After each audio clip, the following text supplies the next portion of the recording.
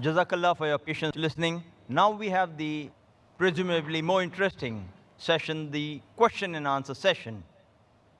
As you prepare your questions for Dr. Zakir and line up at the 3 mics we have provided for you in the ground, one on my left in the front for the gents, one in the rear on my left for the gents, and one in the ladies section in the rear on my right for the ladies. May I mention a short message of Dr. Zakir on occasion of this conference in context of Peace TV. He tells, "My dear brothers and sisters in Islam and humanity, Assalamu alaikum, may peace be on you. I welcome you to share in Peace TV's global mission and vision of creating a better awareness and understanding of Islam as a just, righteous, and peaceful way of life for the entire humanity. Share in removing misconceptions, false fear, and hate of Islam and Muslims globally. This also is the focus of this conference." Now, as Peace TV is telecast to over 150 countries worldwide, it beckons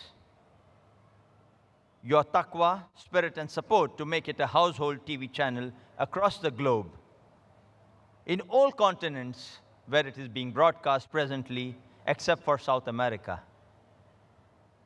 Not only in the Muslim homes, but also in millions of non-Muslim homes seeking reliable Islamic knowledge and wisdom, which many a time is not available in the mainstream media. Now we start the question and answer session. To generate more value from the time available for our question and answer session, the following rules need to be observed by the questioners. Your questions must be on the topic, is the Quran God's word? Your question should be brief and to the point. You may ask only one question at a time. For your second question, you need to queue again at the back of the queue where you're standing. Questions on the mic will be given first preference, and if time permits, questions on slips would be given second preference. Non-Muslims, brothers and sisters, will be given first preference to put forward their questions to Dr. Zakir. This would be tackled and handled by our volunteers at the question mics. Then only would Muslim brothers and sisters be given preference for asking questions to Dr. Zakir. Questions would be allowed only from the mics. These questions would be allowed in a clockwise rotation. First for the ladies, the second for the gents, third for the gents, again for the ladies, gents, and then for the gents. If you have your questions, kindly put it forward now to Dr. Zakir. Remember 3 points on the topic, brief, and only one at a time. We'll allow the first question for the ladies, the second here, the third at the rear. Yes, sister. Okay, I have one question. In the Surah Al-Imran, verse 50, it says to follow the teachings of Jesus. Why doesn't anyone do this? Can you mention your name, sister, please? Chastity?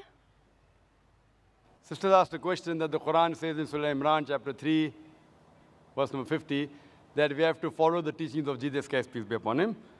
And there are many verses which say that we have to believe in Jesus, peace be upon him.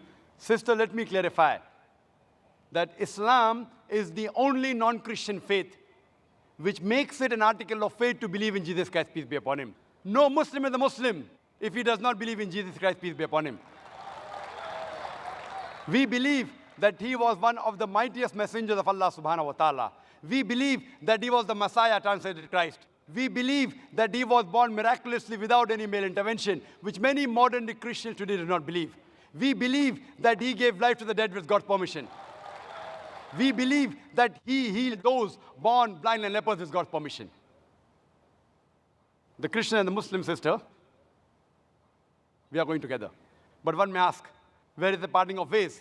The parting of ways is, sister, that many Christians, they say that Jesus Christ, peace be upon him, he claimed divinity. He said that he was Almighty God. If you read the Bible, sister, there is not a single unequivocal statement in the complete Bible where Jesus Christ, peace be upon him, himself says that I am God, or where he says, worship me.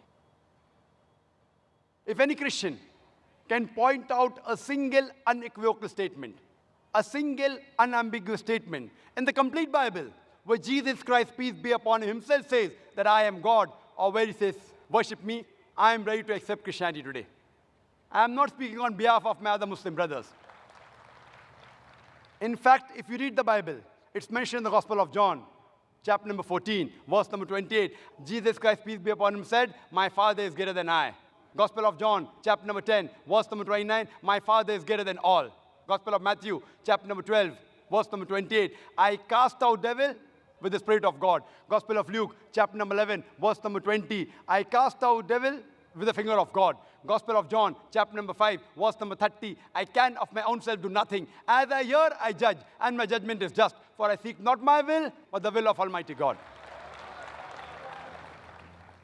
But the will of my Father. Anyone who says that I followed not my will, but the will of Almighty God, he's a Muslim. Jesus Christ, peace be upon him, he was a Muslim. He never claimed divinity. And it's clearly mentioned in the book of Acts, chapter number 2, verse number 22. Ye men of Israel, listen to this. Jesus of Nazareth, a man approved of God amongst you, by wonders and miracles and signs which God did by him, and you are witness to it. Jesus of Nazareth, a man approved of God amongst you, by wonders and miracles which God did by him, and you are witness to it. So we believe that Jesus Christ, peace be upon him, he was one of the mightiest messengers of God, but he was not God. So here we differ. As far as the teachings are concerned, your basic question was that Quran says we have to follow the teachings of Jesus Christ, peace be upon him. When Jesus Christ, peace be upon him, came in this world, he was only sent for the Jews, only for Bani Israel. The Quran says clearly in Surah Saf, chapter number 61, verse number 6, that Jesus Christ, peace be upon him, came as a messenger to the Bani Israel. It's mentioned in Surah Al-Imran, chapter number 3, verse 49, that Jesus Christ, peace be upon him, was sent only for the Bani Israel. It's mentioned in the Gospel of Matthew, chapter number 10, verse number 5 and 6. Jesus Christ, peace be upon him, he says, go ye not into the way of the Gentiles. Who are the Gentiles? Non-Jews, Hindus, Muslims. Go ye not in the way of the Gentiles, enter ye not into the city of the Samaritans, but rather go to the house of the Lordship of Israel. And a similar message repeated in the Gospel of Matthew, chapter number 15, verse number 24. He says to the apostles that I have been sent not but to the Lordship of the house of Israel. So Jesus Christ, peace be upon him, was sent only for the Bani Israel. And his message was supposed to be followed only for a particular time period. That's what the Bible says, that's what the Quran says. In spite of this, sister, if you read the Bible, what Jesus Christ, peace be upon him, says, if you analyze, it's mentioned in the Gospel of Luke that Jesus Christ, peace be upon him, he was circumcised on the 8th day. We Muslims, mashallah, we are circumcised. Majority of the Christians aren't circumcised. So if you say that following the teachings of Jesus Christ, peace be upon him, makes you a Christian, then I'd like to say that I am more Christian than the Christians themselves. It is mentioned in the Bible, in the book of Ephesians, chapter number 5, verse number 18, that be not drunk. It's mentioned in the book of Proverbs, chapter number 20, verse number 1, that wine is a mocker. We Muslims, we don't drink alcohol. Quran says in Surah Ma'idah, chapter number 5, verse number 90, alcohol is haram, we don't touch it. We don't touch it as a whole. The Muslims are the biggest community of teetotalers. So according to the Bible, you should not have alcohol. It's mentioned in the Bible that you should not have pork in several places. It's mentioned in the book of Leviticus, chapter number 11, verse number 7 and 8. It's mentioned in the book of Deuteronomy, chapter number 14, verse number 8. In the book of Isaiah, chapter number 65, verse number 2 to 5. No less than 5 places that you should not have pork. We Muslims, we don't have pork. But majority of the Christians, they have pork. So if Christian means a person who follows the teachings of Jesus Christ, peace be upon him, we Muslims are more Christian than the Christians themselves. I can go on and on. When Jesus Christ, peace be upon him, was asked that which is the first of the commandments, he mentioned in the Gospel of Mark, chapter number 12, verse number 29. He said, Shama Israelo Adnai Haino Adnai Echad. It's a Hebrew quotation which means, Hear, O Israel, the Lord, our God, is one Lord. We Muslims, mashallah, we believe in none but one God. Majority of the Christians, they believe in Trinity. Father, Son, and Holy Ghost. So if you say Christian, means the person who follows the teachings of Jesus Christ, peace be upon him, we Muslims are more Christian than the Christians themselves. And you can refer to my video cassette, similarities between Islam and Christianity, which will give you more details, that we are following more of the Bibles, the teachings of Jesus Christ, peace be upon him, than the Christians themselves. Hope that answers the question, sister. May I request our questioners to kindly state their names and profession so that we get a clear context with what background they're asking their question, and Zakir can, inshallah, give you a more appropriate response. And we would request our volunteers to kindly see that very courteously the non-Muslim brothers and sisters are given the first preference. May I put this too also in context? The objective is, the brothers, this is an open question answer session, and you can feel free to ask any questions on the topic of the day, and you are totally free to criticize Islam, attack Islam. If Dr. Zakir is speaking anything which is wrong or not speaking appropriate to the context of peace or what the message of Islam states, and it is against the basic humanity, feel free to ask him. You are under our full protection, and we appreciate a person who would criticize us openly in a context like this than a person who would be against and feel bad in the heart and not come out in the open about what we feel. We want you to come out in the open, ask questions, criticize, attack Dr. Zakir. This is your opportunity. Please don't miss it. Now, this is your opportunity for the next 1 hour. Feel free to ask question. Yes, brother. Assalamu alaikum. My name is Ludovic Bonilla. I am French, non-Muslim, and I am traveling 8 months in India. I am 18 years old. I completed my 12 in June. And so, inshallah, if you agree, I will meet you in private. But now I just would like to ask you about the Jews. Maybe, if I am not wrong, you said that it is written in the Quran that Jews and pagans are the strong enemies of believers, Muslim believers, And I would like to know how this verse can favorize peace in humankind when we see the troubles between Palestine and Israel, how some Muslim and some Jews cannot misunderstand this verse, because maybe it can provoke some misinterpretation, or if it's literally that Jews and Muslims have to be enemies.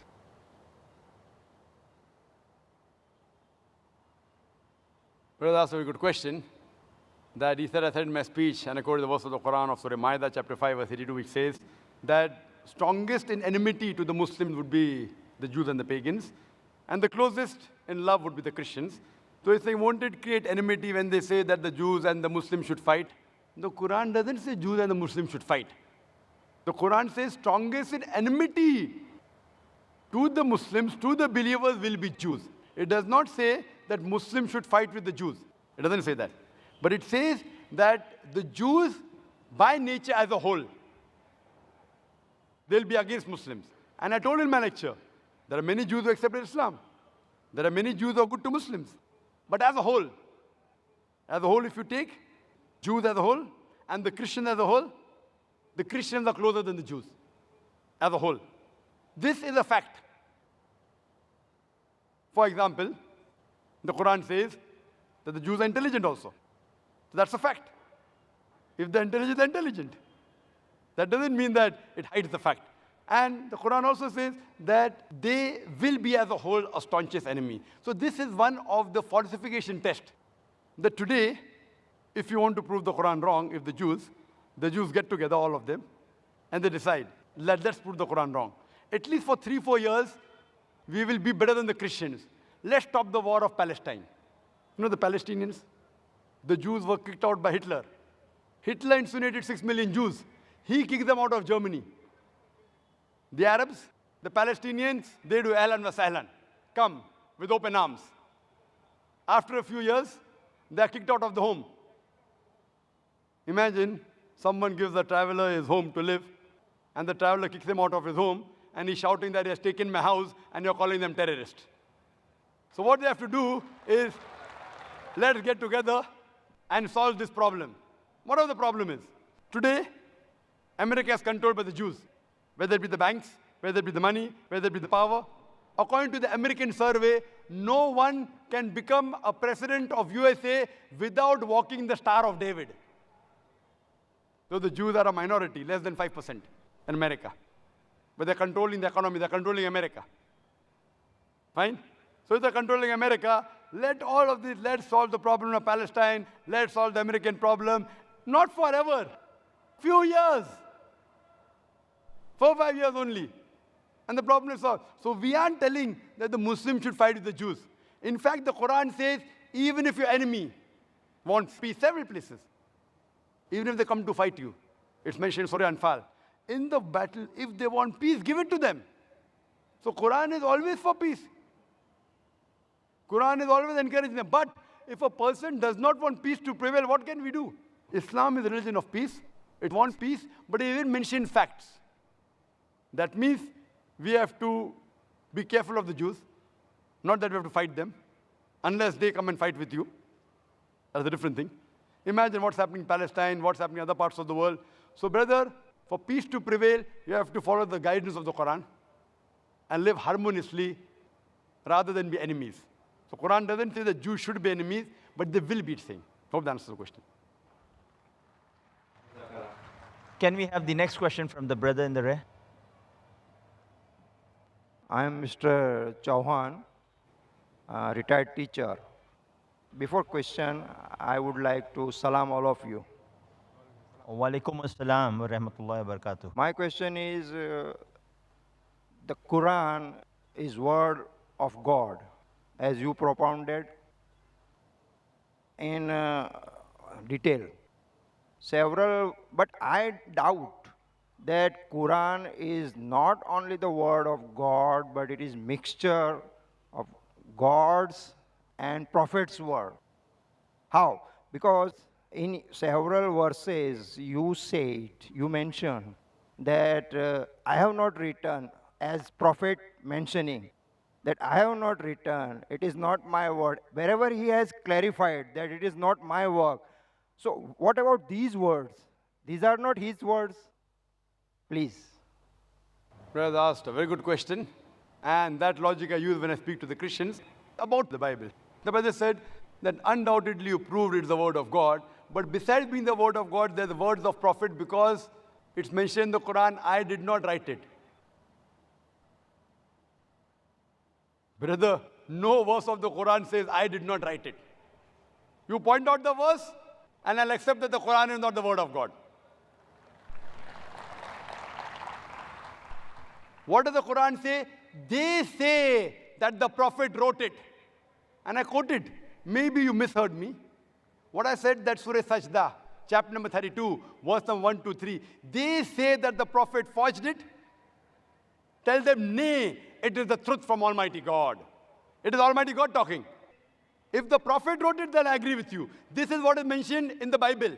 In the Bible, it says that Moses, peace be upon him, he says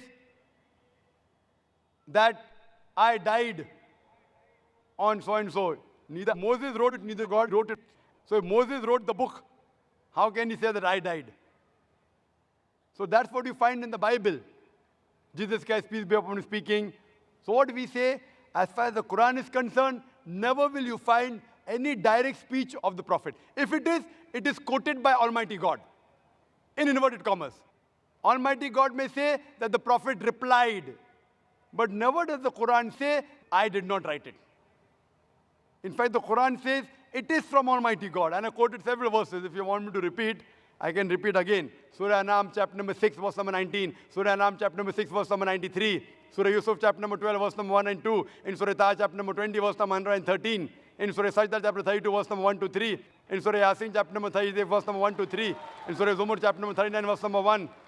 In Surah Ghafir, chapter number 40, verse number 2. In Surah Jasha, chapter number 45, verse number 2. Several places the Quran says, this book is a revelation from Almighty God.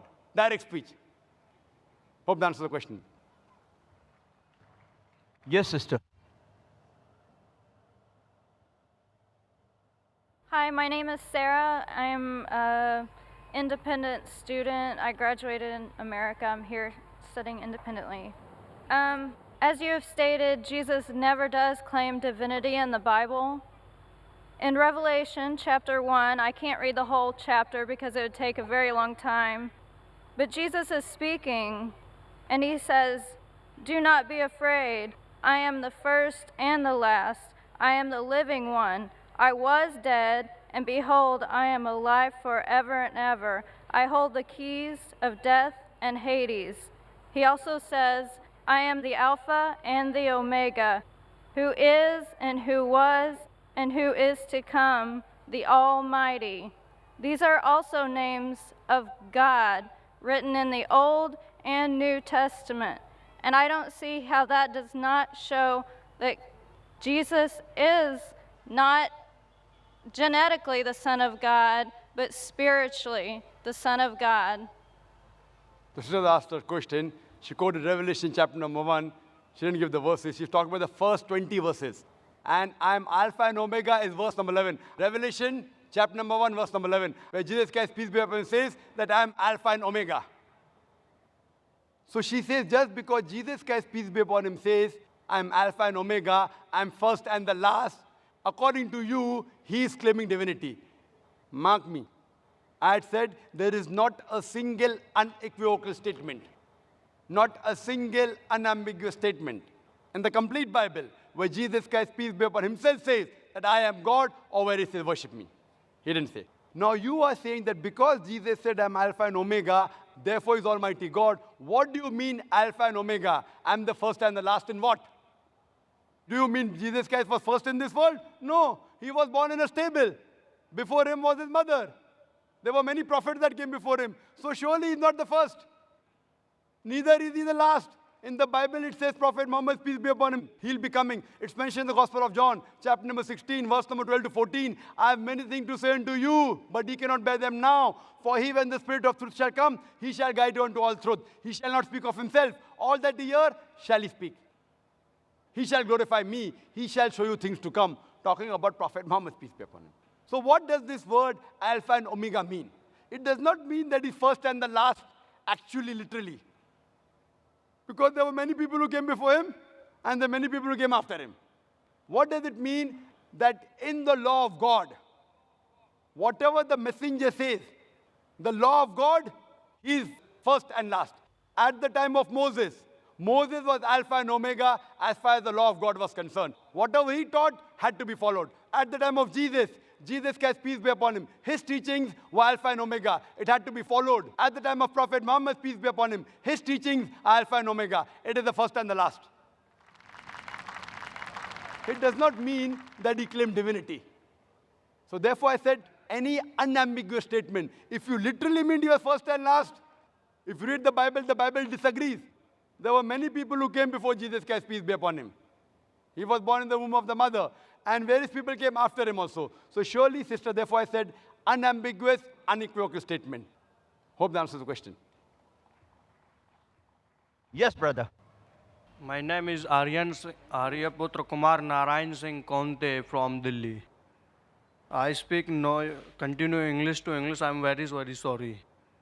Sir मैं पूछना चाहता हूँ क्या भगवान के बनाए हुए सभी नियमों में परिवर्तन होता रहता है क्या? मैं इसलिए पूछना चाहता हूँ क्योंकि इस्लाम धर्मावली बोलते हैं कि यानी कि मनुष्य का कभी पूर्ण जन्म नहीं होता है, और जबकि श्रीमद् भागवत गीता में श्री कृष्णा ने अर्जुन से कहा है, हे पार्थ, कि इंसान यानी कि कई बार जन्म लेता है, शायद तुम्हें नहीं मालूम है, मेरे कई जन्म हो चुके हैं। मैंने पहला जो गीता का ज्ञान दिया था वो पहले मनु को दिया था, जिसे आप शायद नू इस्लाम का नाम से जानते होंगे।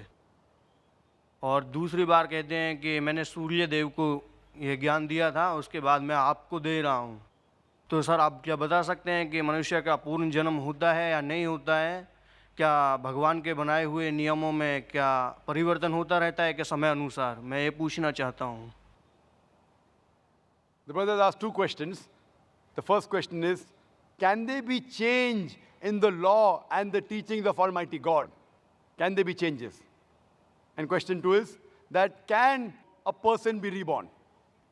Can he be reborn? And he quoted a verse of the Gita, which I'll come to it later on.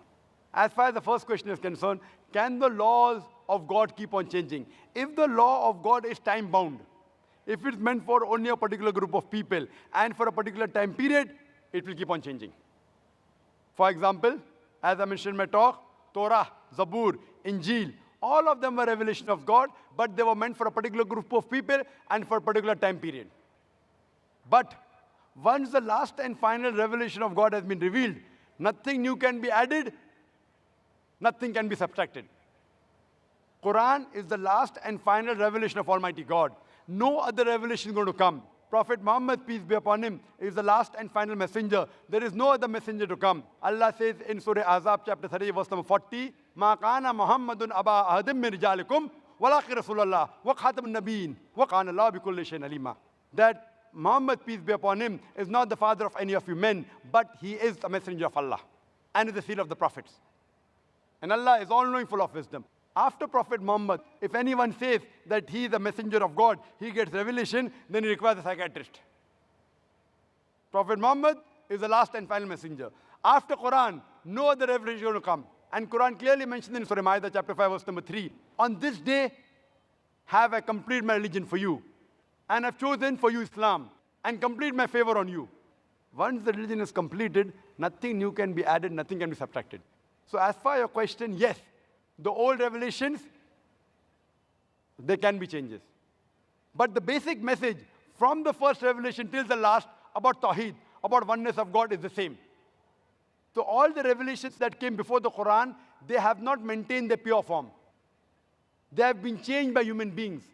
And because it was not meant for eternity, Almighty God didn't feel it fit to be preserved. But as far as the Quran is concerned, Allah says in Surah Hijr, chapter number 15, verse number 9, we have revealed the Quran and we shall guard it from corruption. This Quran, even if all the human beings try and change the Quran, they cannot do it. All the human being and jinn, they get together, they can't change the Quran.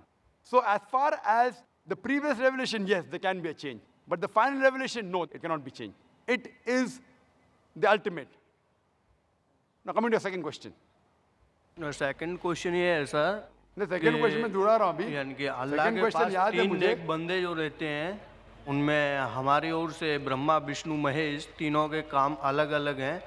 यानी कि पहला ब्रह्मा, यानी कि जैसा जो जीव काम करता है उसके हिसाब से उसको जन्म यानी कि योनि में भेज देते हैं। दूसरा काम है विष्णु, जो विष्णु जी हैं वो जीवों की पालना पोषणा की ओर ध्यान देते हैं।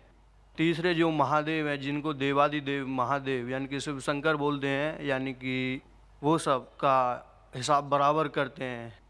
यानी कि आपके पास जो यानी कि अल्लाह ताला के पास जो तीन बंदे नेक बंदे रहते हैं, उनका भी काम क्या यही है? भाई साहब, आपने इस्माइल, इज़राइल, एक नया सवाल पूछा जी, इसका जवाब दूंगा। पहले पुराने सवाल का जवाब दूं क्या नहीं मैं? जी आपने पुनर्जन्म की बात की बराबर, जी तो उसका जवाब चाहिए या नहीं चाहिए? चाहिए। चाहिए ना, तो पहला पुनर्जन्म की बात करूंगा, फिर आपकी ब्रह्मा, विष्णु और शिवा की भी बात करूंगा। हाँ, इंशाल्लाह तीनों की बात करूंगा मैं। There was asked another new question, so I told him first I'll reply to the old question, then I'll come to a new question. His previous question was that do you believe in reincarnation in a second life? As far as reincarnation is concerned, what you quoted is Bhagavad Gita, but the highest scripture in Hinduism is Ved. Vedas are number one. They are the Shrutis. Then later on come the Smritis, Mahabharat. Part of Mahabharata is Bhagavad Gita. Though Bhagavad Gita is more widely read than the Vedas, but authenticity in grade Veda is higher. The Ved speaks about Punarjanam. Punarjanam means next life. And if you read the Quran too speaks about next life. Quran says you'll come in this world, you'll die, again you'll be resurrected. Punar means next, Janam means life. Punarjanam. Nowhere does the Veda speaks about death, life, death, life, death, life, death, life. Nowhere. Nowhere. Neither does the Bhagavad Gita speak about that.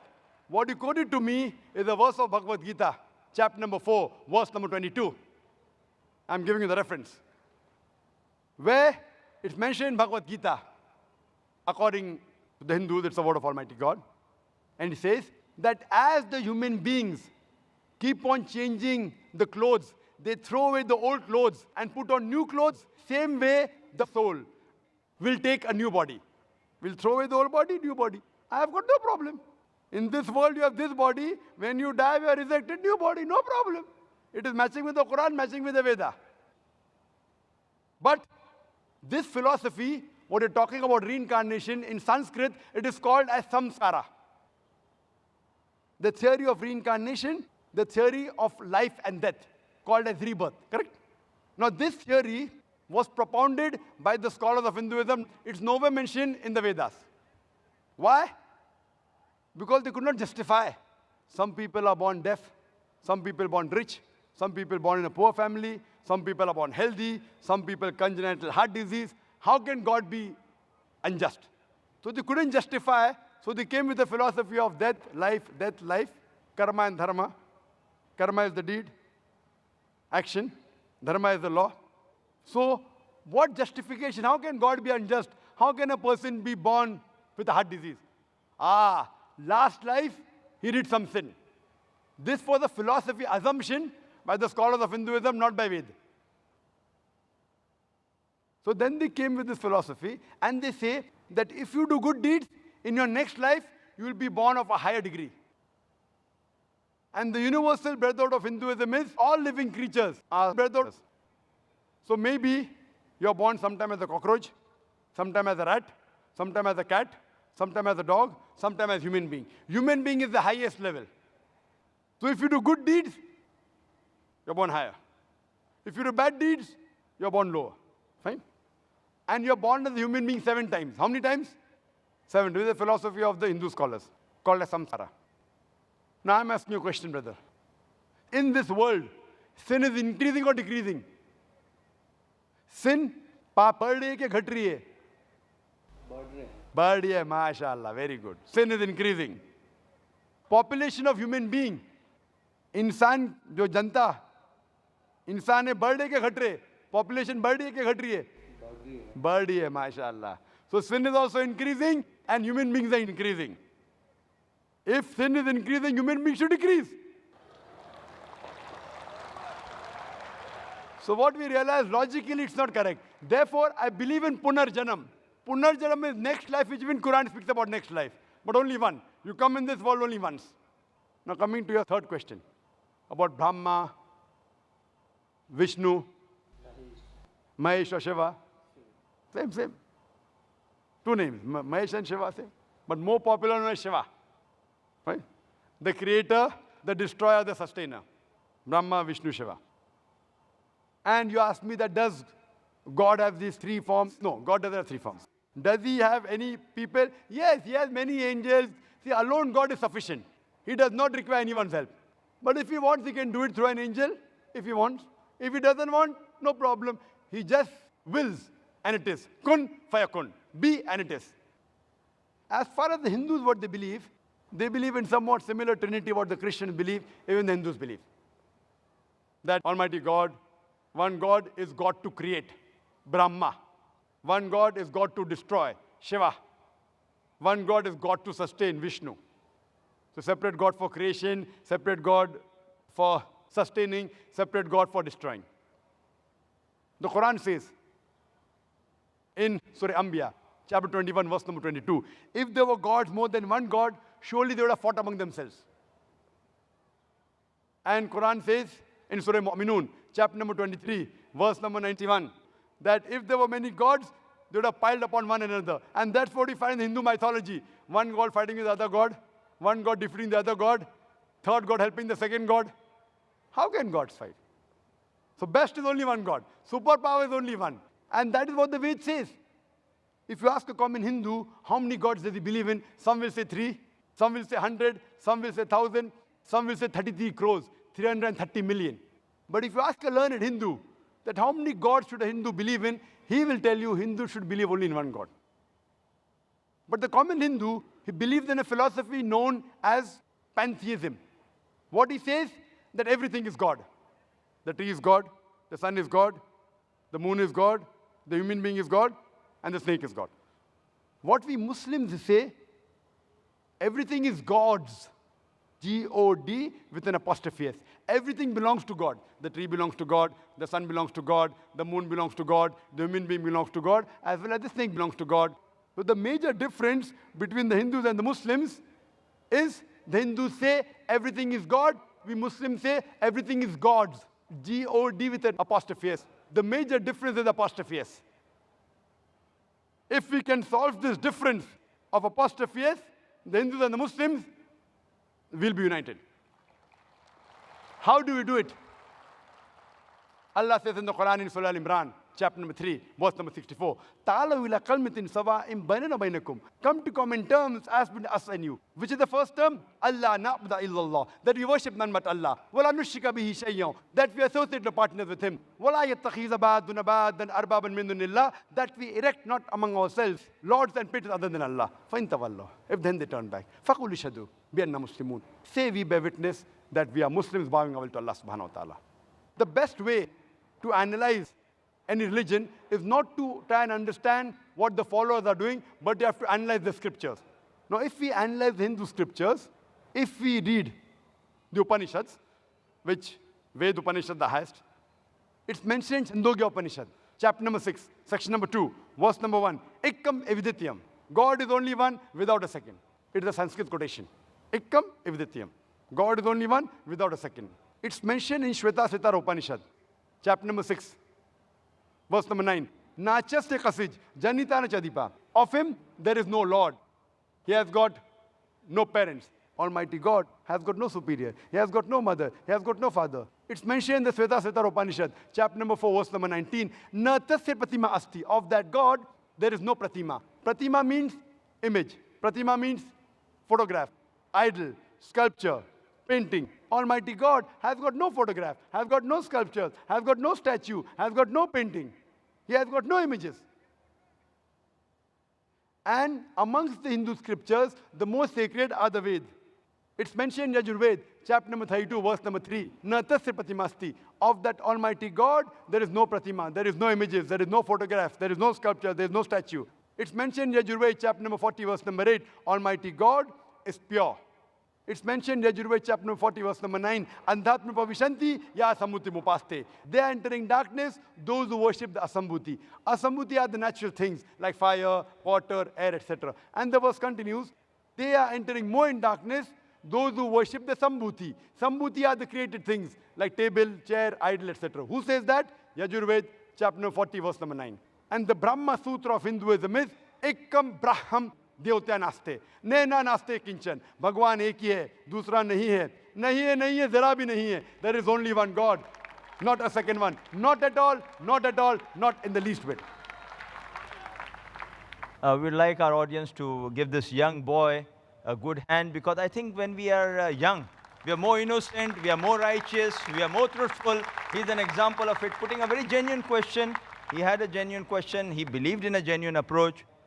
Alhamdulillah. May we have the next question from the brother in the back?